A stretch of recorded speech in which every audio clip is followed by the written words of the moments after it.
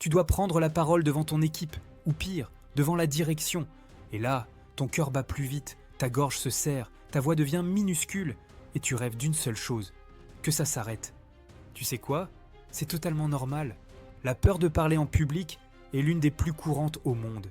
Devant la peur des hauteurs, devant la peur des serpents, et même devant la peur de mourir. Oui, sérieusement. Mais la vraie bonne nouvelle, c'est que cette peur peut être transformée. Pas supprimée, transformée. Allez, on y va. Premier levier. Comprendre la peur et lui enlever son pouvoir. La peur de parler en public, ce n'est pas une anomalie. C'est un mécanisme de survie. Quand tu te tiens debout face à un groupe qui t'observe, ton cerveau primitif croit que tu es en danger. Il se dit « Alerte, tu es seul face à la tribu, tu vas être jugé, rejeté, exclu, et peut-être même mangé. » Oui, c'est ridicule, mais c'est programmé, biologique. Et cette réaction déclenche une cascade de symptômes. Respiration courte, mains moites, bouche sèche, trou de mémoire. Comprendre ça, c'est déjà commencer à désamorcer la bombe. Ce n'est pas toi qui es nul, c'est ton système nerveux qui fait ce pourquoi il a été conçu. Alors respire, littéralement. Respire à fond. Dis-toi, ok, mon corps réagit, mais je ne suis pas en danger, je suis juste observé. Et être observé, ce n'est pas dangereux, c'est même une opportunité. Deuxième levier, prépare-toi, mais pas comme un robot. Beaucoup de gens croient que pour être à l'aise à l'oral, il faut tout connaître par cœur. Grosse erreur. À vouloir tout mémoriser mot pour mot, tu deviens rigide. Et à la première hésitation, panique. La bonne préparation, c'est pas d'apprendre un texte, c'est de maîtriser ta structure. Tu dois savoir où tu commences, où tu veux arriver, et les grandes étapes entre les deux. C'est comme un GPS. Tu peux rater une rue, faire un détour. Tant que tu sais où est la destination, tu t'en sors. Prépare des repères visuels, des mots-clés, des images mentales, et répète dans des conditions variées, dans la voiture, en marchant, devant une glace, avec du bruit. Et surtout, prépare-toi à l'imprévu. Apprends à improviser avec tes propres mots. Un bon orateur n'est pas un acteur. C'est quelqu'un qui sait où il va, peu importe le chemin. Tu peux télécharger gratuitement mon plan 30 jours pour devenir manager. Deuxième lien en description. Et abonne-toi pour ne rien rater si tu veux passer au niveau supérieur dans ton leadership. Troisième levier. Ton corps est ton levier le plus sous-estimé. Avant de parler, ton corps parle déjà pour toi. Si tu es recroquevillé, les bras croisés, la tête baissée, tu envoies un message à ton cerveau. Je ne suis pas à l'aise. Mais si tu redresses le dos, pose les pieds bien ancrés, ouvre les épaules, regarde droit devant toi. Ton corps dit à ton cerveau « Je gère, j'ai ma place ici ». Essaie ce petit exercice. Tiens-toi debout, en posture de victoire, mains sur les hanches, regard fier, respiration profonde. 2 minutes. Et ressens ce qui change. C'est prouvé.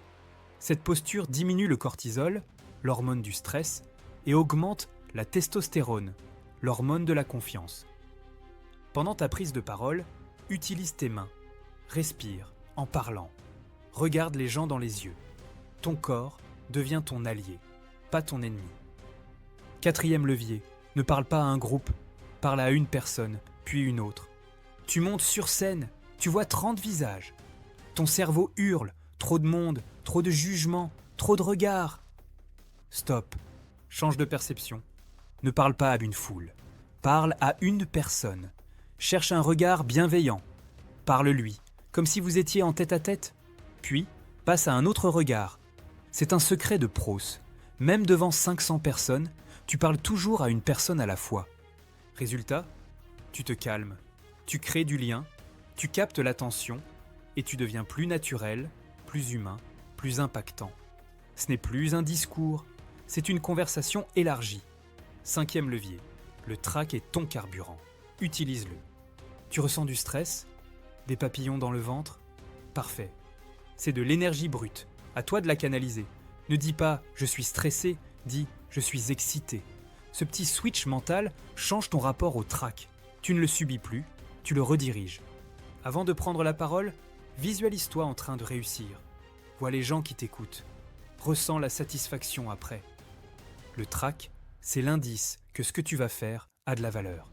Sinon, tu ne serais pas nerveux.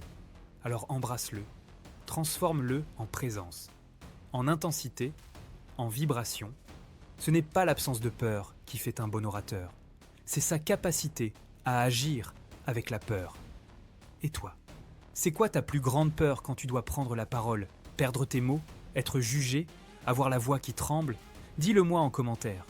Tu n'imagines pas combien ça peut aider les autres de se sentir moins seuls. Et dans la prochaine vidéo, je te montrerai comment capter l'attention dès les 10 premières secondes d'une prise de parole. Ce moment décisif où tout se joue.